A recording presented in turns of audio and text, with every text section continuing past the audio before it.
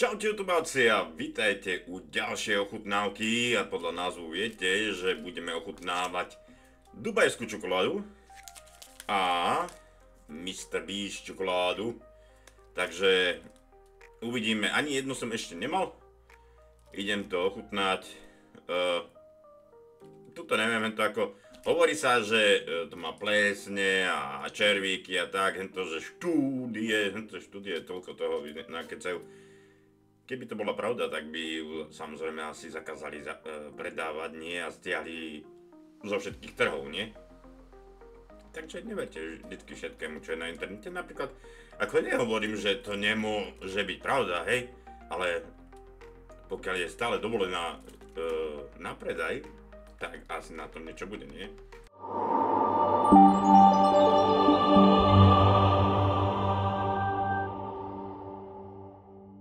Neviem, ktorú mám skôršie ochutnať. Asi... No, ochutnáme najprv tú dubajskú, hej, ako Dubaj čokoláda. No, som zvedavý, že na to, ako niektorí hovoria, že vynikajúca, niektorí, že vôbec nič extra, takže ja mám rád sladké, takže ideme ju rozbaliť. Tak, no. Vyšla ma 15 eur, hej. Takže...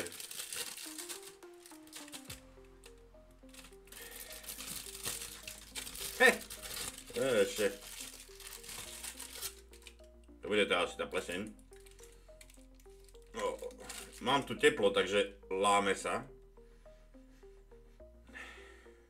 Niečo mi to... Nie, nejakú, ako, je to čokoláda, hej, akože viac menej všetky voňajú rovnako, ale táto mi pripomína, neviem, nejakú sladkosť mi to pripomína vôňou. Uvidíme, že či aj chuťou. Aby ste verili, že do nej zakusujeme, hej.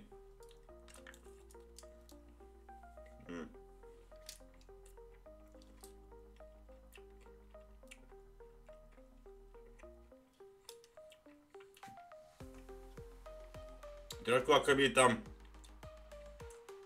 bol nerozpustený, ako tak.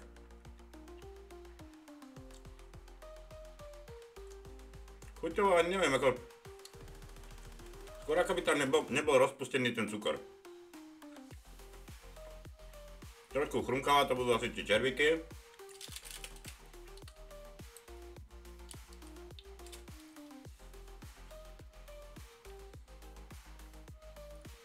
Ale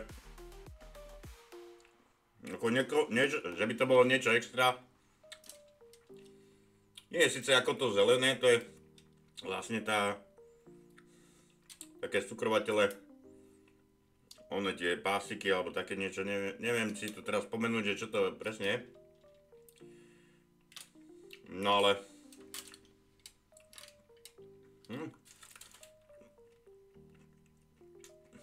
A je to sladké.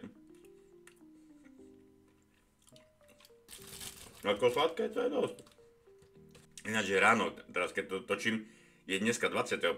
keď to točím a malo by to aj výjsť 25. 3. Čiže vlastne na moje meniny. Všetko najlepšie k mojim meninám si prajem. No a ideme tu Mr. Beast čokoládu. Almond nejaký. Určite, Mr. Beast čokoláda, určite ju je iba tam jeho meno, to akože pochybujem, že ju aj ochutnal, ale už mal nejakú kauzu, myslím, že s nejakou čokoládou, alebo s nejakým produktom, neviem, či práve s touto čokoládou, alebo tak, že odstúpil, ale môžu používať, myslím, že je stále jeho meno. Takže Mr. Beast čokoláda.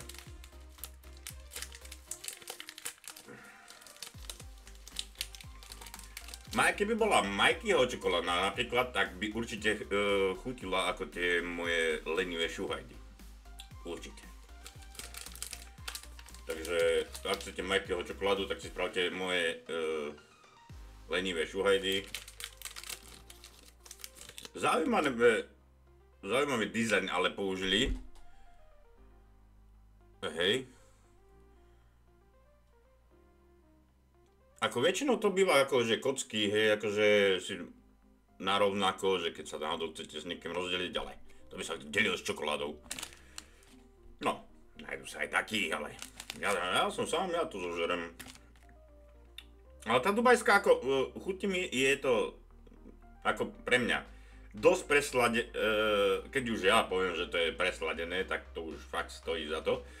No a ideme vyskúšať tu. Sú tam nejaké oriešky.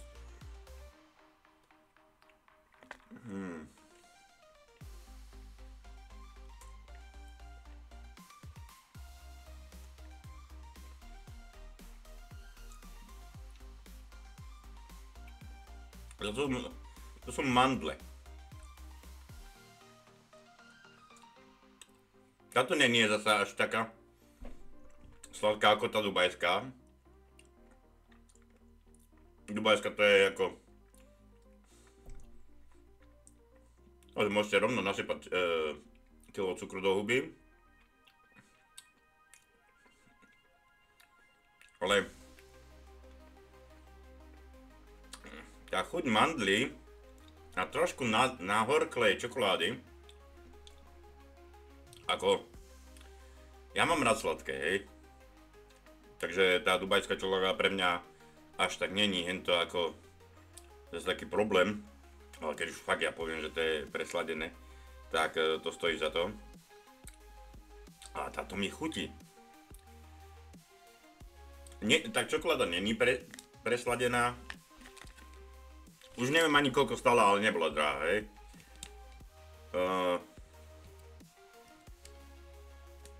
Ale myslím, že je to zmiešané mandle a borské oriešky. To je ale ako dobrá kombinácia. Že ako za toto by sa Mr. Beast nemusel ani hanbiť za túto. Má to perfektnú chuť. Hovorím, čokoláda je taká slabosladká, tak jemne, že není to moc presladené. Cítite tam fakt tú čokoládu. Ešte to mám vlastne ja už viem asi prečo to spravili, lebo dúfam, že to vidno. Mr. Beast na tých tabulkách. Ja som práve schrúpal Mr. Beast. No, za mňa určite vyhráva Mr. Beast čokoláda. Ja som síce na sladké, ale takéto kombinácia z tých, no samozrejme ten, kto má alergiu na oriešky, tak to neodporúčam, hej. Lebo fakt to tam je najemno nakrájané v tej čokoláde. Ale hovorím, výborná chuť. Mr. Beast je best. Ja si idem vychutnať ďalej čokoládu a vy nezabudnite dať na like. Ak to vychádza 25.3. Toto video, a to pozeráte 23. či 25.3. Maximálne tak 24. či 25. No, kebyže to pozeráte 24. a vyjde to 25. to si cestovatelia v čase. No ale ak to pozeráte napríklad 27.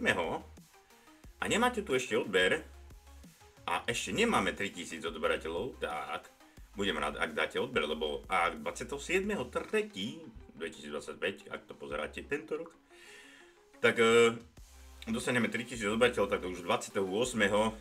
Bude 24 hodinov livestream za 3000 odberateľov. Tak, čo to nedosiahne, tak budete musieť počkať na ďalší, no. Na ďalší termín. Dobre, tak sa majte krásne, ďakujem vám za odber, nezabudnite like, zdieľať a môžete aj do komentára svoj názor na to napríklad na tú dubajskú čokoládu, alebo ak ste mali Mr. Beast čokoládu dať, takže ďakujem a vidíme sa. Čau, čau.